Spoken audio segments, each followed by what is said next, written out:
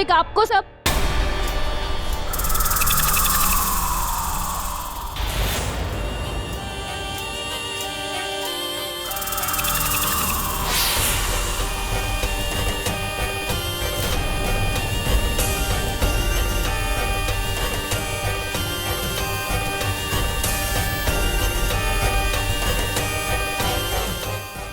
शेषा, तुम कभी भी किसी भी रूप में कहीं भी आ जाती हो, पर आज इस तरह ऐसे मेरे रूप में क्या कर रही हो?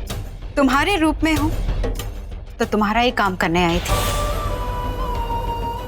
हो गया। मतलब कौन सा काम? कौन सा कह ढाया है? असर तुम्हें दिख जाएगा।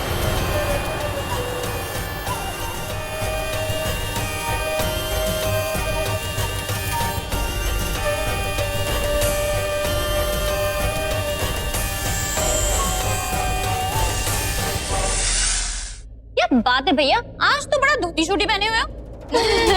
Looking handsome. क्या भैया आज भी फोन पे लगे हुए हो? कितना काम करते हो? अरे भाभी को मैसेज कर रहे होगे, अब वो भी नहीं करेंगे क्या?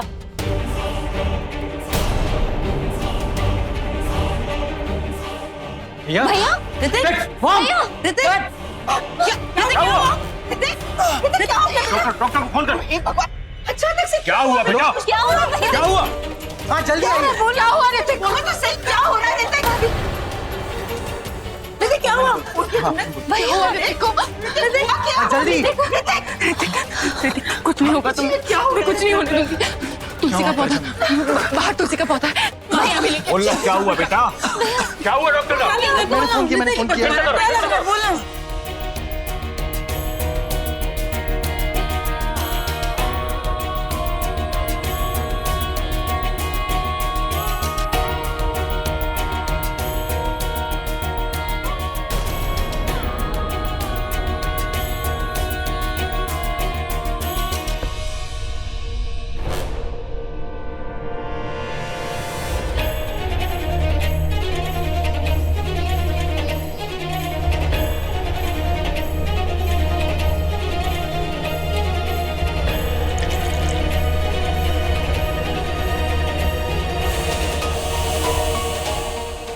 डॉक्टर शेषा ने जहर दे दिया है ऋतिक, उसी का असर है।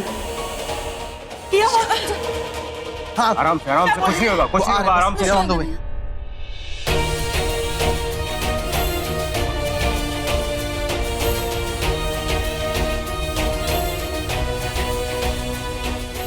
कुछ नहीं होगा, कुछ नहीं होगा। अभी तो ठीक है, इसे पी लो, दर्द कम हो जाएगा। आराम से, आराम से, आराम से। बेटा, तुम ठीक तो हो ना? शेषा का दिया हुआ जहर उतार दिया है मैंने, अब उस जहर का असर धीरे धीरे कम होगा।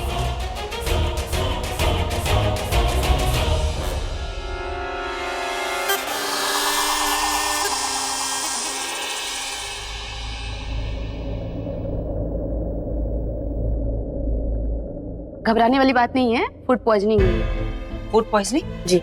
ऐसे क्या खा लिया ऋतिक ने? वैसे मेरे आने से पहले आपकी बहू ने तो आधा काम कर दिया। आपकी बहू ने जो दवा दिया है उससे जहर का असर 75% कम हो चुका है। अच्छा।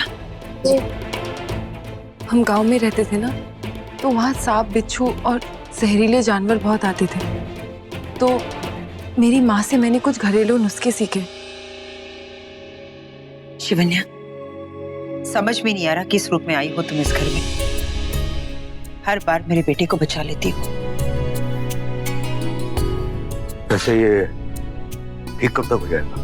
वैसे मैंने इंजेक्शन दे दिया है, 2-3 घंटे लगेंगे असर होने में, उसके बाद will be fine. Thank you doctor. Thank you.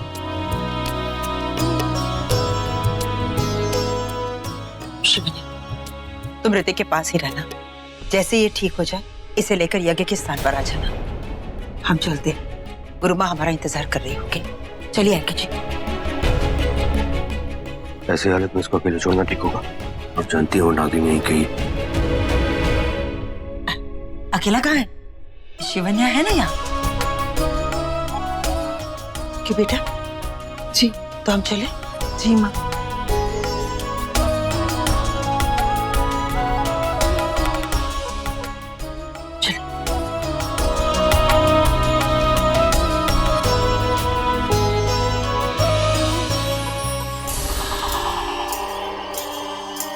खुश हो ना तुम?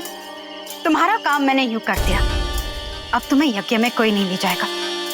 यहीं रहो तुम, अपने पति की सेवा करो। ऋतिक को जहर क्यों दिया तुमने शेषा? वो निर्दोष है, एक अच्छा इंसान है। उसने हमेशा मेरा साथ दिया, मेरे साथ रहा, और उसके साथ तुमने ऐसा ये क्या किया तुमने शेषा? क्यों किया उसके साथ ऐसा? दिमाग खराब हो गया तुम्हारा शिवन्या। एक नागिन होके इंसानों जैसी बातें कर रही हो तुम। इंसानों के लिए झगड़ा कर रही हो। किसकी तरफ हो तुम? किसके साथ हो तुम? वो आदमी तुम्हारे माँ बाबा के कातिल का बेटा है। एक कातिल का बेटा कातिल ही होता है। दोनों के रगों में एक ही खून बह रहा है शिवन्या। और उसके मांग भरने से तुम उसकी पत्नी नहीं हो गई। ये मत भूलो कि वो शादी सिर्फ एक खेल था जो तुमने रचाया था इस घर में आने के लिए, उन कातिलों से बदला लेने के लिए। बदला? नहीं भूली हूं अपना बदला। हाँ, अपना बदला जरूर लूंगी मैं। नहीं भूली हूं अपना इंतकाम, पर उसके लिए किसी निर्दोष की जान नहीं लूंगी। शिवन्या, क्या हो गया तुम्हें? एक नागिन हो तुम, और ये मत भूलो कि एक नाग का रिश्ता सिर्फ एक नाग से जुड़ सकता है, इंसानों से नहीं। और अगर भूल से भी ये भूल हो गई, तो तुम जानती हो ना कि क्या सजा है? जानती हूँ, सब जानती हूँ मैं। कुछ नहीं भूली, और ऐसा कुछ नहीं हुआ। पर उसकी चिंता तुम्हें करने की जरूरत नहीं है। और इसके बाद ऋतिक के साथ कुछ भी बुरा नहीं होना चाहिए, वरना अच्छा नहीं होगा।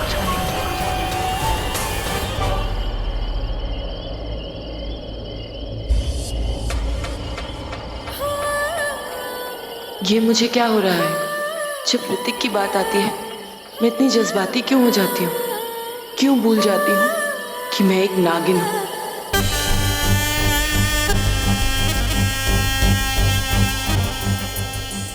याद रखना शिवन्या, अगर किसी इंसान से प्यार कर बैठे तो बहुत बड़ी कुर्बानी देनी पड़ेगी।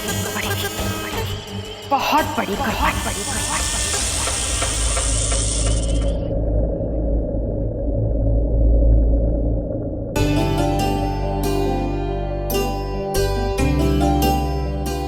मुझे माफ कर दो ऋतिक।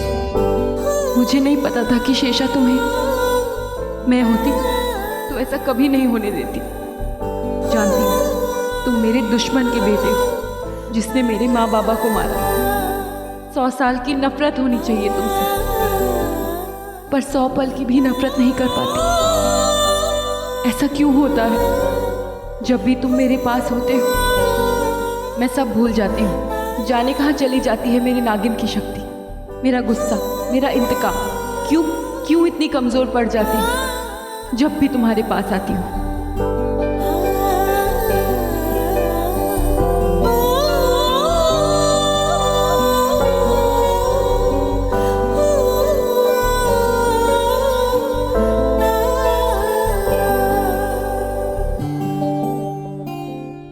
फिर नीयत बिगड़ गई। अकेले आदमी को बेहोश देखा नहीं कि उसकी इज्जत टूटने लग गई। नहीं, ऐसा कुछ नहीं है। मैं बस देख रही। क्या देख रही थी?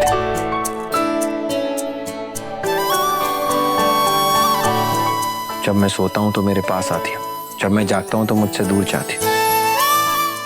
क्यों शिवन्या? देखो, तुम बातें बहुत अच्छी कर लेते हो, पर अभी तुम्हारी तबीयत खराब है, तुम आराम करो।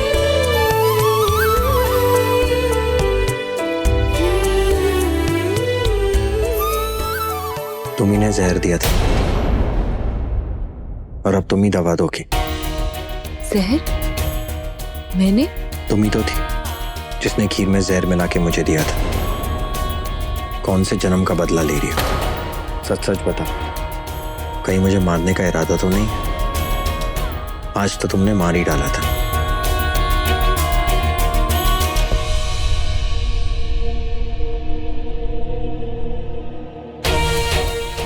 ये क्या आंसू? तुम तो रोने लग गई।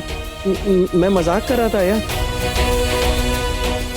तुम भी ना शिवन्या, माँ ने सही कहा, कि नागिन के दिल में ना ही प्यार होता है ना ही मोहब्बत, पर तुम उसकी बिल्कुल ऑपोजिट हो। तुम्हारे दिल में प्यार और मोहब्बत के सिवा और कुछ भी नहीं। आई एम सो सॉरी, मैं आगे से मजाक नहीं करूंगा।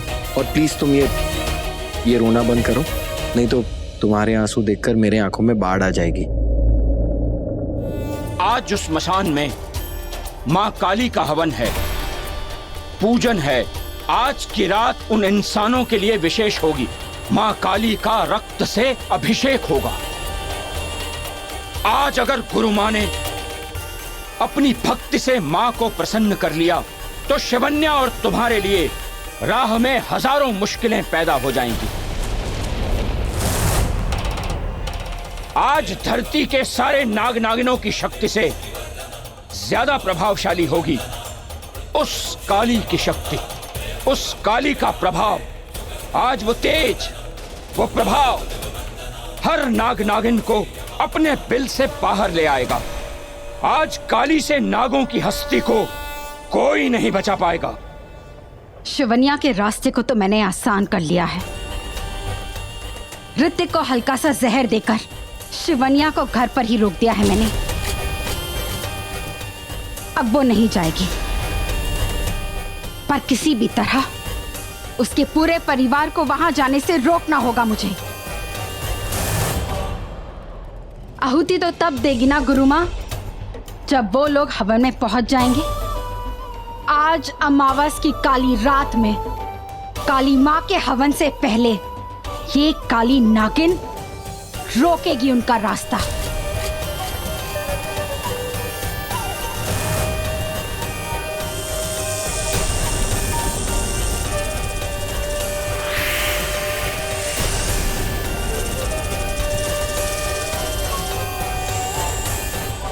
बहुत उतावली हो जाती हो शेषा तुम जानती हो कि मां शक्ति के सामने हमारी कोई शक्ति नहीं। जहां वो होती हैं वहां हम हो ही नहीं सकते। हे स्वयंभू, हे भोलेनाथ,